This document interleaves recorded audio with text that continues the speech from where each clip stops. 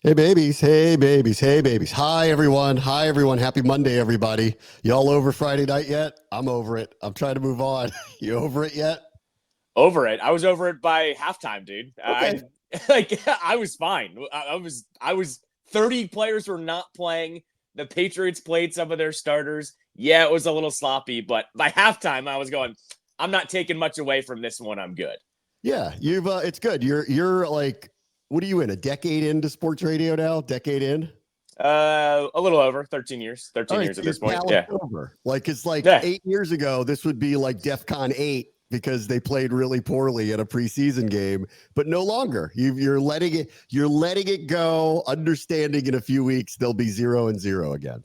I mean, I am, one of my more fun years was the first half of Jim Zorn. So I was raised by Stay Medium. So I feel like that some reason stuck for a lot of things. So I stay medium through quite a bit of stuff in my life. I'd have to look it up, but and this will predate you by a lot, but like Marty's year here, the preseason was really bad, like super terrible bad, like first half 18 yards of offense type of bad, like really awful.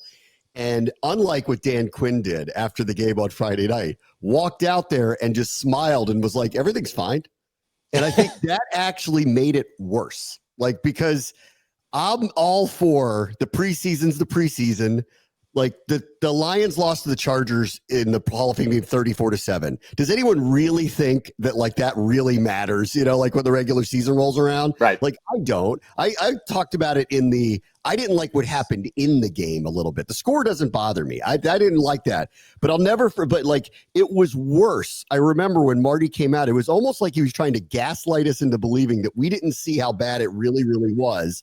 And then he wanted to make the point of, hey, like it is just the preseason. And I'll hear that part out of it. Like it is just the preseason, but bad is bad. And in the case of the other day, what actually made me feel better was immediately after Dan Quinn acknowledged it wasn't good. Like I actually felt better about that because, we were in the booth and I don't want to go too crazy about anything, but the penalties, the special teams mistakes, some of the stuff that you go, listen, these are the type of things I look at and I go, if that carries over into the regular season, that's really where we're going to have a problem. Like they played their starters. We didn't. We lost. I like have no issue with the final score it was out of hand, but like, I don't have an issue that they lost. Like that doesn't really bother me at all. But all the little stuff in there, it was reassuring to me that Dan Quinn saw the same thing I did, which was that ain't us. And if that's going to be us, there's going to be a problem.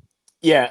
What I'll say is this is once again, I was over it, but at the same time trying to take away anything from this game. And it was that, okay, there's a lot of penalties, there's mistakes. Those are not things that are like insurmountable over the next couple of weeks. It was a sloppy game, but at the same time, it wasn't like they were screwing up the scheme or, having late hits, like these blatant, really bad things happening.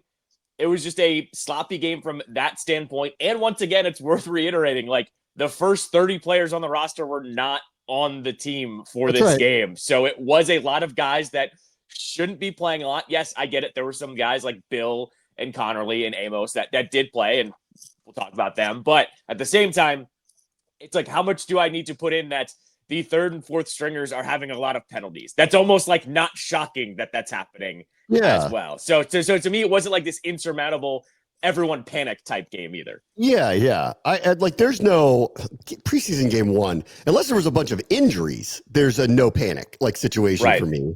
Like we didn't lose, like the Eagles might have lost Landon Dickerson yesterday. We'll have to see. The Chargers just lost their starting left tackle. Like that stuff's disasters. Like when Yeah. that stuff happens, that didn't obviously happen.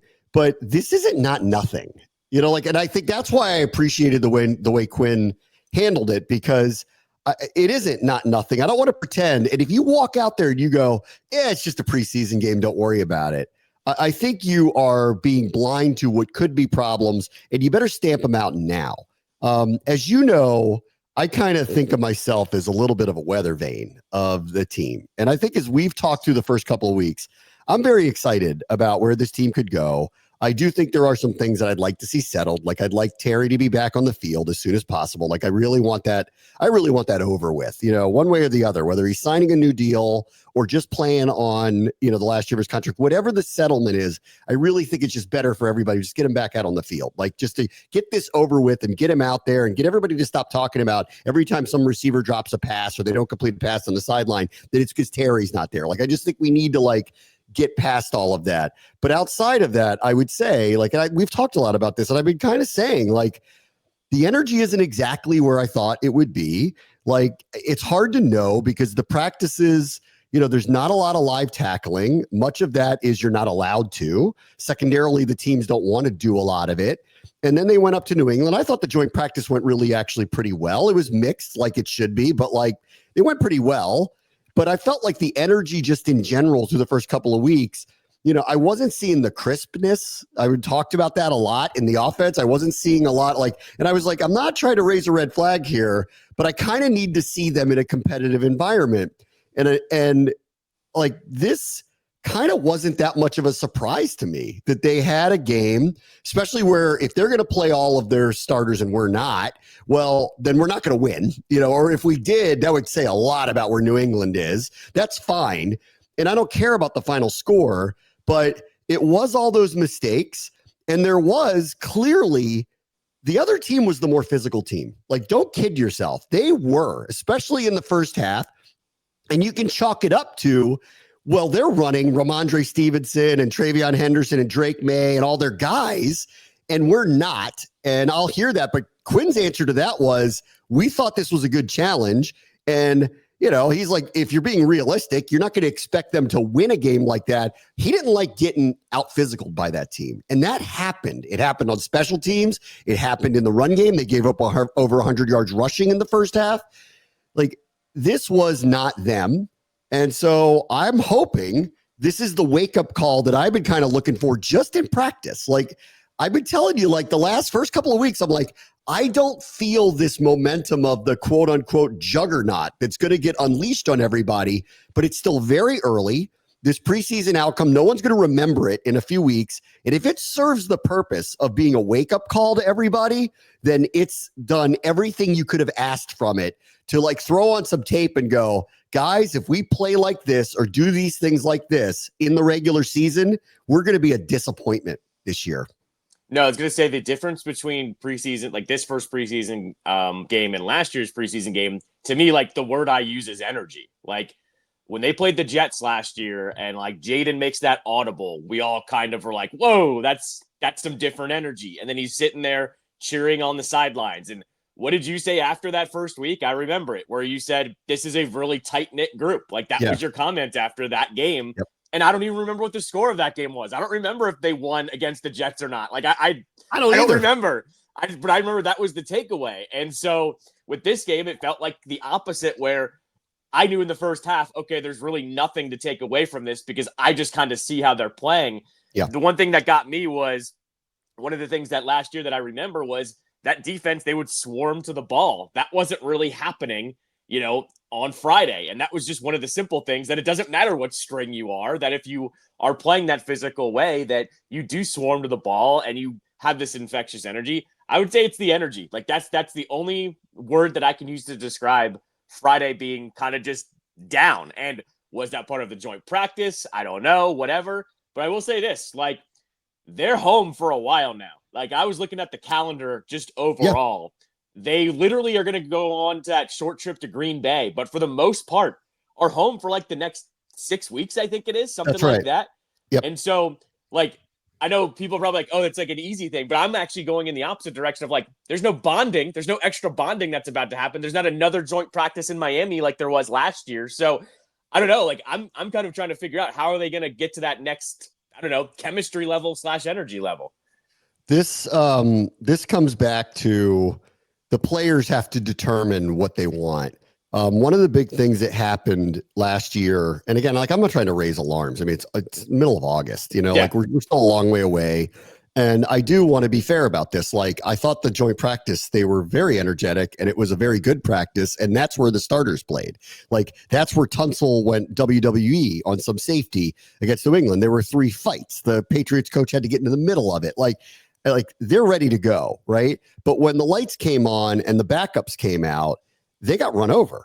And that was surprising. And then they made a lot of mistakes. And that's, for all the things that Quinn's not going to put up with, or really any coach should, it's that. You can't have that. Like, that's the stuff that makes you lose games. Like I said this the other day, and I was kind of like, because I knew New England might play their starters and I knew we weren't. So I was like, I don't know. Like, I just wanted to kind of prepare for the outcome's probably not going to look all that great, just because if they're going to play their starters for any period of time, like, we're probably going to lose, unless like we have some crazy, comeback in the second half with backups on backups and then, whatever. But like, so I was kind of prepared for an outcome that might not, look all that great. I just don't care about that. It's the way you play, and it's the energy, and it's the mistakes. And those are the things that you go, okay, what's going on here? And this is going to come back to the players wanting to have the same outcomes that they had a year ago. The interesting part about the other day was, we're in the stadium.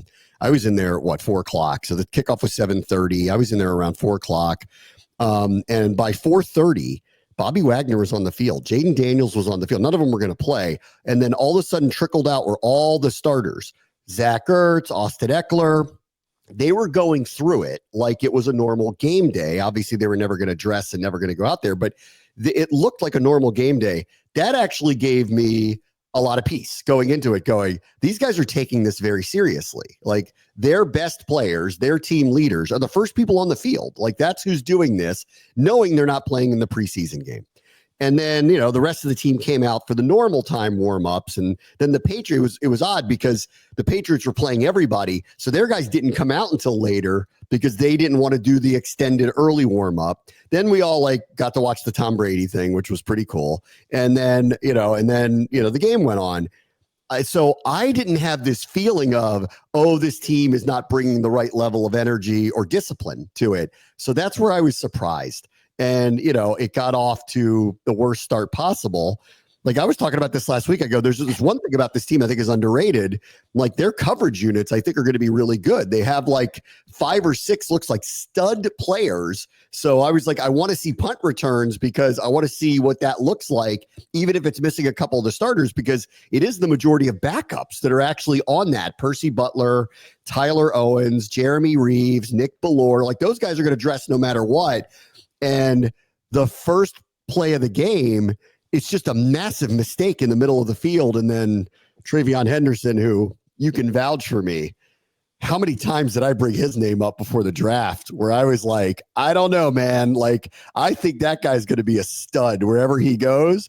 We need a home run hitting, playmaking running back. I could see it at 29. And I'm like, and if it's not at 29, if he gets to us in the second round, you can't turn him down. And so I was a little bit validated, as were all the others who were waving the Travion Henderson flag. It was like, oh God, like, look at that. No, it took me everything not to text you during the game of special teams, what you wanted to see, huh? Like, right out of the gate. And not only that, it continued to kind of twice too. It wasn't even the first one. It happened again on a Gibson return. That was really surprising. Really surprising. No, that snowballed on them. And I thought that's when I was literally okay, I don't know what I'm going to take away from this, but this is already probably a wash of what I'm about to watch for the rest of this game. And it kind of was too. And to be frank as well, special teams was, I think, the only thing you could really take away from this game. We haven't jumped into the offense or defense specifically, but Hartman and Josh Johnson were playing. The offense was not going to run like it was supposed to run. Seeing that happen, I was kind of like, uh-oh, this does not have a good feeling of what's about to happen over the next 60 minutes. And it was not great. No, it wasn't good. But I want to go back because I think I word saladed it a little bit. This is going to come from the players. Quinn, I think, was appropriately upset. He's not going to get too crazy about an outcome in a preseason game, but it's the way they played. It was who was the more physical team. That's not even in question after what happened the other night. The penalties are unacceptable, really. As he said, and I agree with this, the one on Jeremy Reeves, that was one where I'm like, his helmet was just a little too low, and that's fine. That happens, right? Can I say Yeah. one thing? Did you think the refs were a little ticky-tacky in this one? Because I did Yeah, think there they were always some are in the calls. preseason. They try to make a point about a lot of things. They always are. I did think it skewed toward our way though, and for the worst though. Like I just felt like there were a couple calls where I was like, come on, like that shouldn't be one. And it was flipping drives at points too, and that's where I was getting kind of irked at it. Those plays don't bother me. Like that Jeremy Reeves one, like he showed up and he laid somebody out. And like he happened to have an angle of his helmet that was just a little bit off. And even when I watched it again, I was like, God, I mean, like, that's a tight call on him. And I'm not worried about stuff like that. Okay. But the procedural penalties, all the others, just the undisciplined penalties, I'm with Quinn on this. Like this stuff carries over to the regular season. You're done. So this is why I think like of all the things that happen, this is a good week. Like that joint practice, I think there's a lot of good to take out of it. You're going to look at the offensive line. You're going to go, yep, it looks like it could be a strength, especially when Cosme comes back. Do we have needs at receiver? Yeah. And I think like you're hearing that now. Little like people are they're not pointedly saying it. They're just like, I don't know, like we're playing the hand that we're dealt, and you're hearing that messaging kind of come out. They're being as like diplomatic about it as possible, that we're going to need some help on the outside. And that really is the personification of Terry and Noah Brown. And Brown is just an injury situation. And Terry's hopefully will get settled soon. But the larger point is this is going to come back to the players. Like by the middle of the summer, like you said, I had already, because I'm around it so much, I sensed it. I'm like, oh, these guys are tight. Like you could just tell this like is very serious. I don't know if they're going to be good or not, but it's very serious. They're very tight and they're very disciplined. And you could feel the aggression, the Quinn aggression that was coming out of them. Now it's going to come down to, is Jaden that guy, as a rookie? And we're going to find out, and then even if he is, does he even have enough around him to be successful? And I think they kind of outperformed the roster on that side of the ball. This time around, they've got a better roster, but they got to come back with the same energy. And this will come back to them getting in the room together, doing the whole pledge. What are we doing this for? What are we about? What is our standard? Because that wasn't it the other night. The good news is it's game 1 of 3 that don't count. If there was ever a time for it to happen, I want it to happen now, where they can put some film up and he can go. Do you think it's like, sit back, look at this, take out the fact that this is a preseason game and ask yourself, does that look like us? And hopefully the leaders of the team are going to go, no, it doesn't. And there's plenty of time to change that. That's the good news. The one thing I'll just go back on that you were talking about though, that like, I think the one, I wouldn't call it a big takeaway, but it was a takeaway, is yes, like the offense was being run by Sam Hartman and Josh Johnson. There were way too many passes that were literally hitting the receiver's hands in the first half, and they were dropping them. And like that was the first, like, all right, like you guys had this opportunity, and it wasn't just, guys we hadn't heard of. It was a couple of the veterans like KJ Osborne. Like those types were literally dropping the ball or letting it bounce off their chest. You can tell me, Hartman wasn't throwing the best balls, but at the same time, it was like, you guys have this opportunity in front of you. And that's when Twitter kind of started taking over of like, well, you haven't really said much, but now all of a sudden you kind of need to sign Terry if you're going to try to roll any of these guys out there, because none of them had this track record of actually catching the ball. That was the big one where I saw a little bit of a freak out happening, because it was like, you're getting this opportunity and, the ball was hitting you in the hands, and it was, going by the wayside a little bit. I think it's hard to know. Like, I guess if something happens quickly with Terry, maybe he's back on the field this week. Maybe he's playing against the Bengals.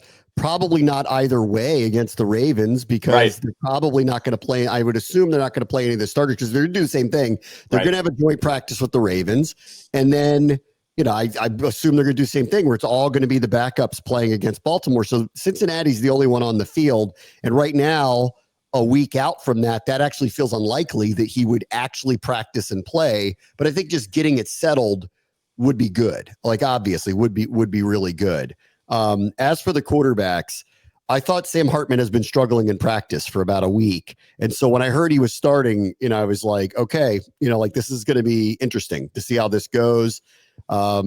I would say I didn't know that he had an off-season procedure until about a few days ago when they were just kind of outwardly said that. So now I feel a little bit different about his performance, that he's kind of coming back from that. But he's been kind of having some trouble with accuracy in practice leading up to this. So I wasn't really surprised. And, there were some times where I didn't think he really stepped into some throws. I thought the interception was pretty poor. But he's going to have, 2 more chances for sure to kind of redeem himself. This is a race for the third quarterback. And if it was a race just off first impressions, Josh Johnson's winning it right now. Cause I actually thought he had a pretty nice performance, including one terrific throw to Lawrence Cager that set up the first touchdown that they scored. Yeah, I was going to say, I feel like the coaching staff was giving Hartman the opportunity here, knowing full well that Josh Johnson is a professional quarterback. At the end of the day, he's been on a million teams. He's been around for 15 years, something crazy like that. We interviewed him for the post-game show afterwards, and it was funny. He walked down, he looked at London, and he goes, "Hey, I played against you." And I'm like, "Gosh, you've played against everybody," because he's the only one. It's him, Calais Campbell, and he said one other person, and that's it from his 08 class that's actually still in the NFL. He's one of 3 that is still in the NFL. I mean, and look, that's pretty much, I think, the coaching staff going, we know you can beat Sam Hartman out. We're going to give Hartman an opportunity here to start and see what he can do. And I think we just saw what happened. And look, at the same time, too, Hartman can still be practice squad, right? So, I mean, 100%. At the end of the day, too, this isn't, this end-all be-all battle or whatever. It just happens to be, we want to see what you're going to do against Johnson, and Johnson clearly, round 1 goes to him. Yeah, I'll say this, and I think it's fair to say it, do we know that they're keeping 3 quarterbacks on the main roster anyway? Right. I don't know that. I think they could both end up on the practice squad. That's a distinct possibility. I don't know. I think that probably have a lot to do with Marcus Mariota, who, again, didn't practice yesterday, we now know, a leg strain. They said it's not serious, and it was not described as they're worried about it. They're just going to take it easy with him and let him get back to health. And so that would suggest he's not playing in the preseason either. So this is going to give these 2, this is more than anything. They're probably these guys need to get a ton of reps, because one of them might be the backup if things don't turn the corner early in the season for Mariota. And right now, if that was the case, that's Josh Johnson. That's if things went that way. They're not anticipating that, but if things went that way, I think that is Josh Johnson. And I thought he had a pretty nice performance. It was also funny too, I'm getting ready for the game. This is my stat of the year. How many teams has he played on in the NFL? I think I'm going to say I saw something on Twitter on Thursday or Friday. I want to say he's up to 15. 14. 14. Okay. 14 NFL teams. That's really. What's crazy is the amount of teams he's had 2 stints on too. He's had a couple stints in Washington, a couple stints in Baltimore. He might have had 3 stints in Baltimore. I think that's the funny part with him, is seeing him leave a place and come back, because he's just a professional quarterback. So yes. Yeah, I think it was Niners too. In the Niners, he might have had a couple of stints as well. So yeah, that's what I like seeing. AAA review of the week. I want to pick some positives of some of the players that I think stood out, because it wasn't all bad. Obviously, there were some good players there. Check out the Commanders MVP membership from AAA. Bill did make his debut. Everybody was wondering, what would it look like when the lights go on? He suffered a shoulder injury, but he was at practice yesterday. So it sounds like everything is fine with him. He wasn't mentioned. So that was good news. I was worried. I'm like, oh my God, had all this hype, and then all of a sudden he's walking over towards the tent. Appears to be okay. I don't know. What'd you think? You saw him actually in real time a little bit, and I've kind of seen this in practice. He's just got those instincts that you're looking for. I don't know that he becomes this massive impact player immediately, but I think he did show what we've kind of all been talking about and been seeing in practice with him. No, I thought it was a good debut. I won't say anything more or less than that. Good debut. I liked his vision. And I liked that little one cut and go. I mean, it seems like he's a little more shifty than anything else they've got on the roster. And I'm happy to see that and hear that. If this offensive line gets any kind of push, he should be good for 3-4 yards a carry. I'm in on him. I saw enough to go, great. I'm not handing him the starting gig by any means, but at the same time, I could see by, hey, week 10, if he's still going like this, he could be getting majority of the carries. I could see that happening, but there's a lot of runway for that to happen. I would want to, because I've seen this before a million times. I'd want to slow roll how much his impact is early in the year. Yes, You 100%. find this with a lot of rookies that they find out the season is really long, really fast. And typically there's kind of a wall that they hit, especially if you overuse them early. So I would want to slow roll this because, and oftentimes this happens to them too. You'll see this a lot, especially in his case too. I want to be very careful with him. He didn't play a lot last year. He didn't play a lot because he was ineligible last year. And they made this, whole thing about how he was on the scout team and all that stuff, which I think kind of showed how much he loves the sport, how much he wants to be part of it. Clearly, I think they got a deal for a 7th round pick, no doubt about it, but he hasn't played a lot. And you throw him out there in 4, 5, 6 weeks of NFL action and you give him a lot of carries, you might not be able to rely on him at the end of the year. So I think I would want to slow roll how much he gets here early. Let him get his feet wet in the preseason. Let him show you, the coaches, what he's capable of. But I wouldn't go, this is our 15 to 20 touch guy a game early in the season. I don't think his body will like that too much. And I don't think you'll like where he is in the second half of the season. So that's how I kind of feel about him. But I do think like he's showing everybody what he's capable of. And at some point, they got to find a way to use him. And potentially down the road, he becomes someone that's used a lot. And that's what I kind of meant by week 10, because I think we saw what happened to this offense and the running backs by halfway through the year. Brian Robinson was spent, it looked like. Eckler got hurt. And then naturally, they're probably just going to have to rely on him if that repeats. I'm not saying it will, but if it repeats, they'll have to rely on him. So that's what I'm kind of with you. Like, I think you roll with Robinson and Eckler for right now for as long as it'll take you, and then you start putting him into the fold a little bit. That's what I would do. I will say this too. Yesterday was noticeable in practice for Eckler. He looked great in some of the 11-on-11 drills. Like, he is just a pro. Fast, was out on a couple of sweeps with Debo where he got blocks in front of him. He's so good with that one cut in the center of the line. If you give him some space, that was actually reassuring to see him. I haven't seen a lot of him in practice. They haven't given him a ton of reps in practice. And yesterday was one of the first times I saw that with him, and it was actually reassuring to see that from him. The other guy is Ja'Cory Brooks, who another one who keeps kind of, he's a Twitter highlight machine from practice. He's been making all these catches. He had a really good one in the joint practice too. Undrafted rookie out of Louisville. He was a highly rated recruit, went to Alabama. I think he got buried there for a little bit, didn't play as much probably as he was looking for, ended up at Louisville, had a good season, didn't get drafted. He's had the standout camp when given, the opportunities. Under normal circumstances with the 5, receivers that we know are going to be on the team, and then potentially a 6th, especially if you're worried about Noah Brown being able to stay healthy. I think, you have to really think about, we got to keep a veteran here, whether that's Michael Gallup, KJ Osborne, maybe Chris Moore. Chris Moore keeps dropping passes, not helping his cause. But like, Osborne or Gallup feel like almost a likely possibility that one of them would be number 6, especially if you're worried about Brown, that you want to have a veteran there. And so the path for him to make this team has always been extraordinarily difficult. However, the way the circumstances have played out, and you're looking for somebody to give you a spark on the outside, he's offering that right now. This doesn't feel like the likelihood that he ends up there, but I will give him credit for, I'm here to compete. You have what you have. You got to go with what you got to go with.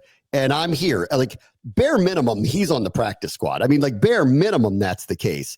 But the way things have shaken out, I didn't give him much of a chance of making the main roster just because of the numbers and who they have on it. But as things have moved along and a couple prominent players aren't out there practicing with them, who knows? Well, it's also an opportunity thing, right? Like I talked about in the first half, how a bunch of guys had some opportunities and we're dropping balls when the lights came on. I think that's what you and I talked about on Friday, was like, who's going to show up when the lights are actually on? Well, he did. So I put some stock into that, especially with how the team played on Friday. I'm with you. I didn't put him on the roster, but once again, they're going to say the same thing about being dealt with the hand that they've got. Maybe he does sneak on somehow, some way. Maybe. I mean, I think they're going to have a very interesting decision at quarterback. Do they keep 3? That probably has a lot to do with Mariota's health at the time. They could probably get either Johnson or Hartman for sure to the practice squad, and probably Johnson too. So you can always keep them around if you really want to. Are you worried? Like, we always get this, are you worried you're going to lose somebody if you release them? This is an undrafted rookie. So it's hard for me to make this case that somebody would grab him and put him on their roster as an undrafted rookie. So I think you feel pretty safe with that. But if he blows up in the last couple of preseason games, because he's going to have opportunities for sure, no matter who it's with, do you feel like you have to protect him? That's a question they're going to have to ask themselves. Just one other from the game the other night. I thought Trey Amos was terrific. I'm not surprised by this. He was one of the guys who's going to be a starter who was actually out there, on with the second team. He was great in the limited amount of time that he got out there. He was everything we've seen in practice. And Josh Connerly had a really good week. I think I talked about this for, the first couple of weeks. Even in the spring, I'm like, I think we need to be patient with him. Like, you can see that there's some technique and fundamentals that they need to work on. There are some times where guys are running right by him or they're running through him. And I think that's a technique thing. And he just needs to get accustomed to NFL defensive ends. And I think it's just going to take a little bit of time.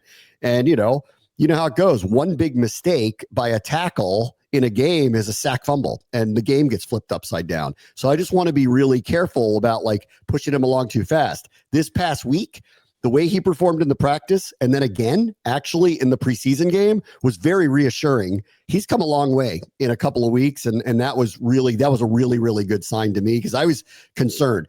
A week ago, I'm like, Andrew Wiley's the starting right tackle, assuming everybody's healthy. And they'll probably do what they did with Coleman, where they kind of give him a couple series, slow roll him into becoming the starter at right tackle.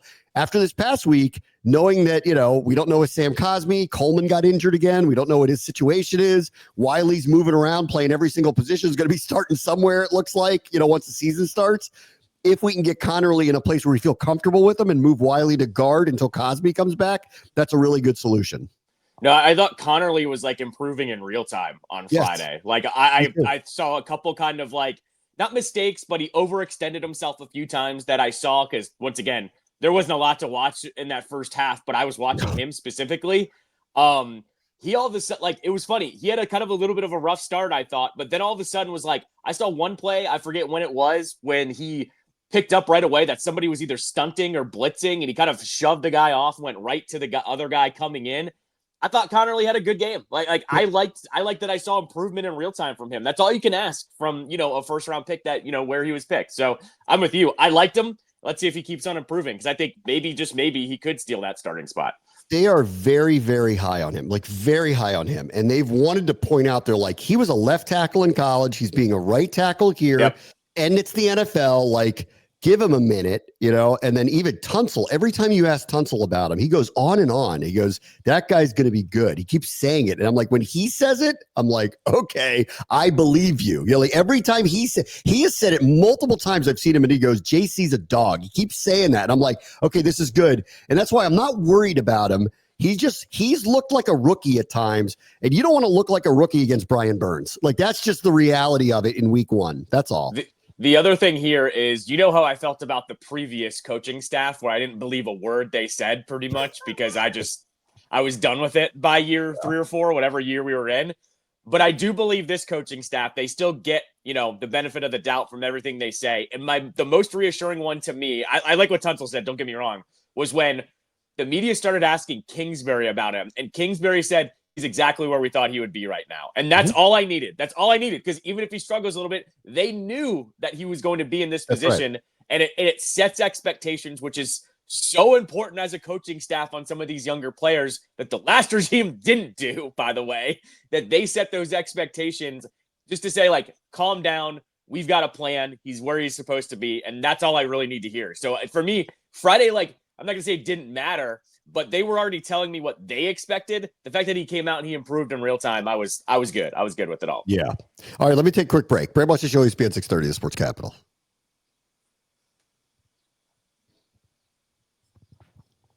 All right, welcome back. Let's go around the NFL a little bit from preseason week number 1. The Eagles beat the Bengals and then had a practice at their stadium the other night, and Landon Dickerson was carted off. As of the time that we're taping this, I have not heard what the situation is. It doesn't sound good, but we'll see. But this would be the first big blow to them.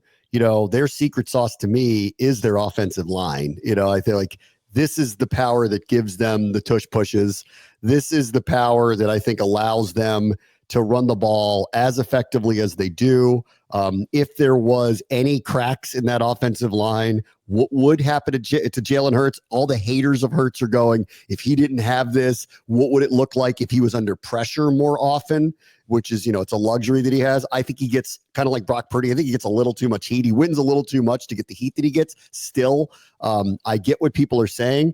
Anybody with this offensive line is going to look really good. And if this is one of the few, they had an offensive line last year that I think rivaled almost any offensive line ever. Just like every single one of them got all pro votes and were all deserved, every single one of them. So this is the first big deal for them if he's really hurt. But again, I don't know how bad it is, but he got carted off yesterday.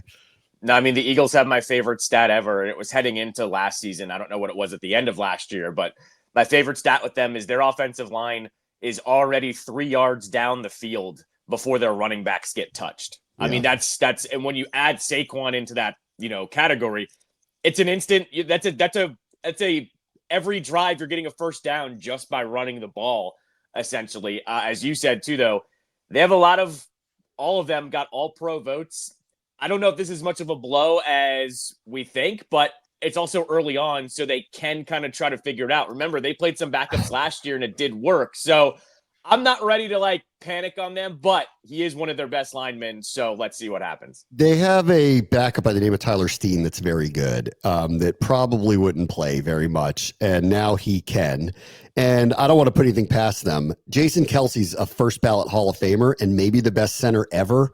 And they replaced him overnight. Right. So I maybe Cam Jurgens isn't as good, but he's really good. Right. So, their secret is they can really pick them with that offense. I mean, they can really, really pick them with the offensive line. And I would just say this, we've had the Hogs forever. It's a legendary group. This is as good a group of offensive linemen for the last, 4, 5, 6 years that I've ever seen. They don't have a nickname. They really need one because if you want to stay in the history books, you got to get something. So, hey, go Birds, people. Go find a nickname for your offensive line, all right? Because, you still know who the Hogs are because we named them that. I mean, the difference between those two, though, is that, the Eagles roster is so stacked elsewhere that it's not just them. That's what I think is kind of... I don't know. We had it, too. We had a Hall of Fame running back and a Hall of Fame wide receiver, and, we did, too.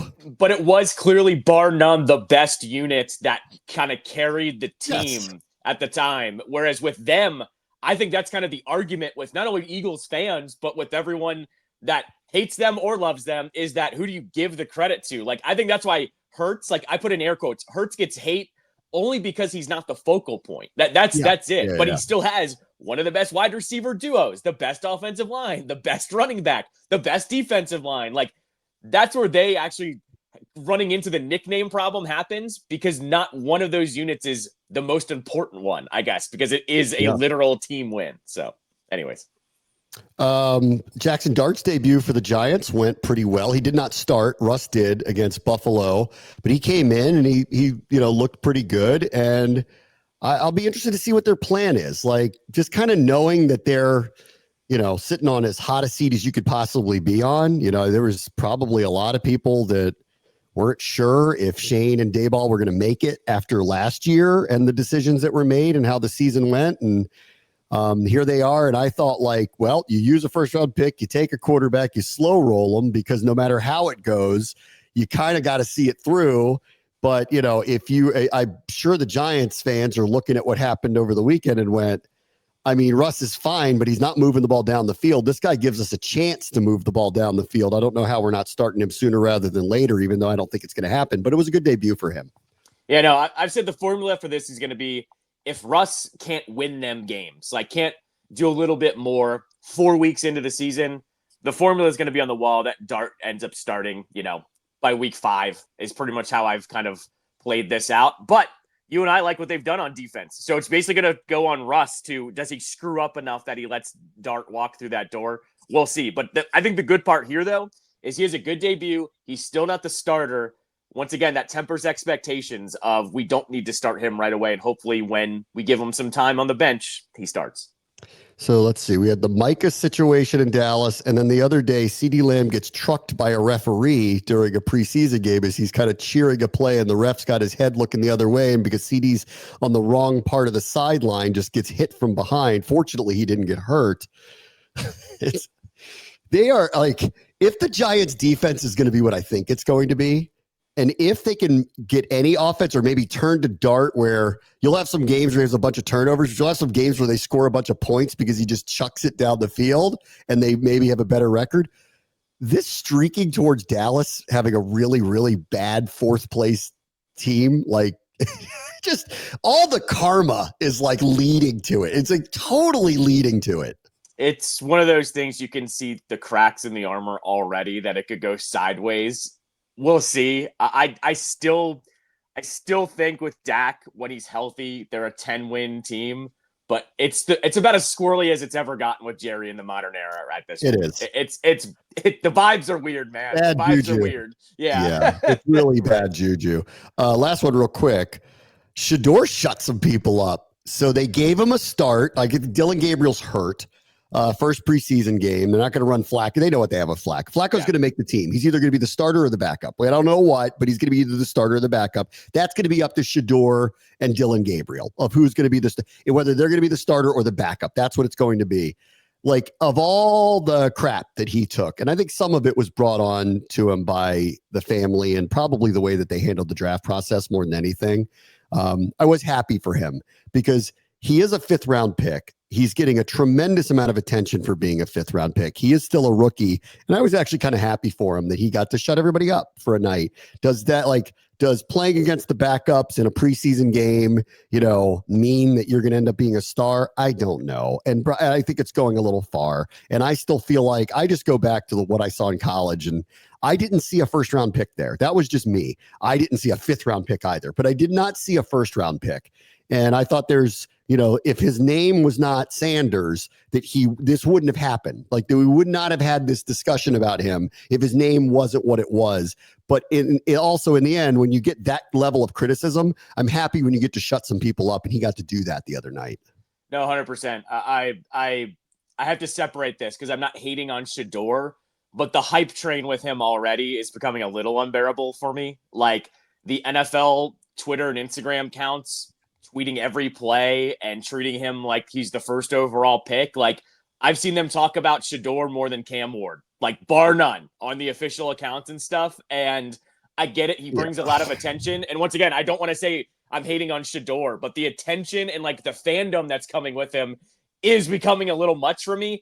Separating all of that out, I'm with you. I'm glad he was able to shut these guys up, score a little bit, show that he can play, because I think that was the biggest thing that I think it was the biggest thing about him getting drafted where he's drafted is people are going, you're saying this guy can't play? That might be a little ridiculous drafting him in the 5th round.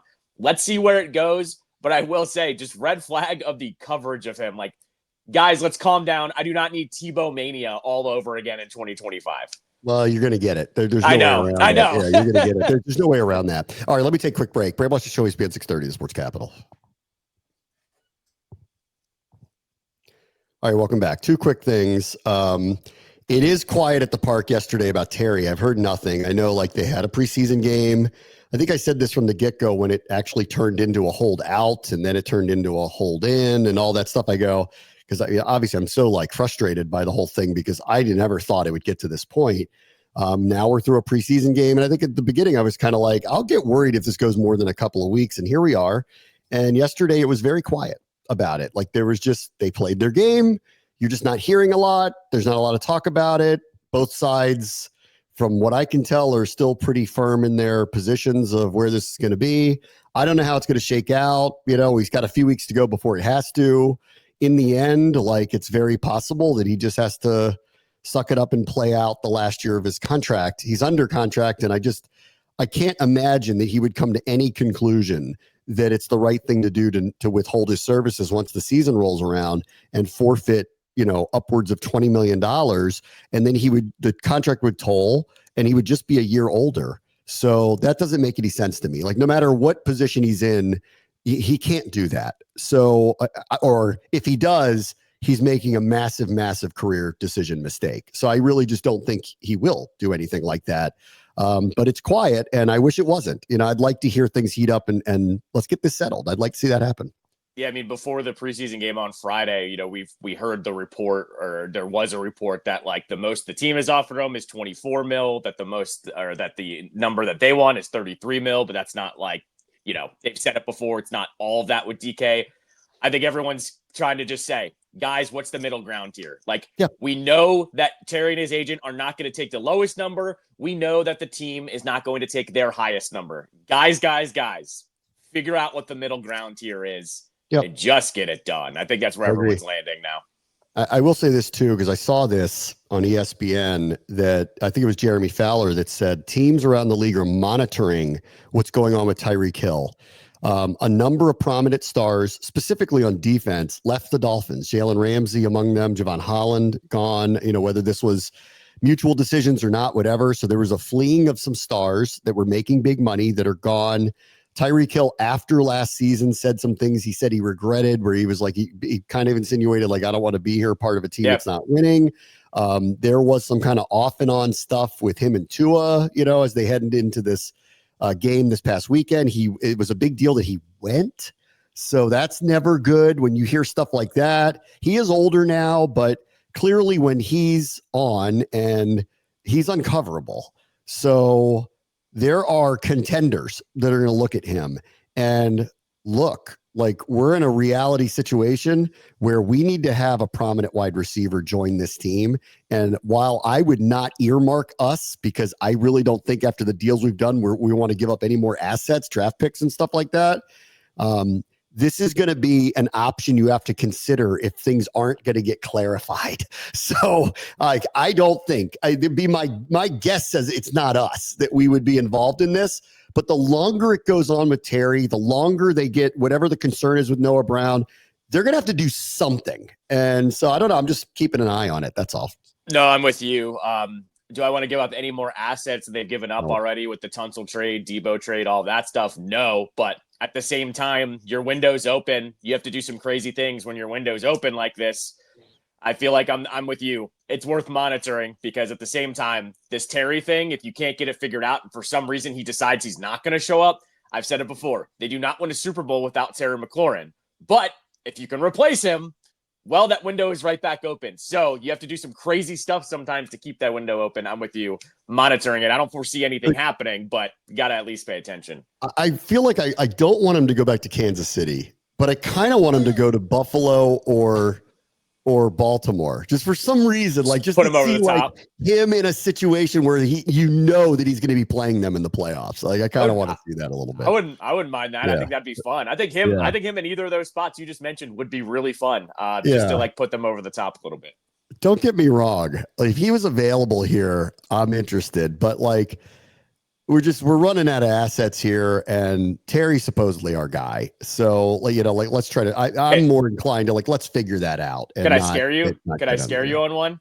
Sure. There's a team with a lot of young defensive players that they haven't quite figured out, but Philadelphia has 1 million assets and they can just put themselves over the top. And I don't want to say that, but they always are in on these trades when you don't think they're going to be in on them. So yeah. AJ Brown, Tyreek Hill, Devontae Smith, that's uncoverable. Correct. Exactly. And Howie Roseman knows that too. Yeah. So I throw them out there as a dark horse because they do crazy stuff like this now. And they got a lot of assets to work with. They're playing with they got a lot of stuff in their pockets. They got pocket change they can throw out there. All right, everybody. Talk to you tomorrow. Brad Watch the Show, ESPN 630, the Sports Capital.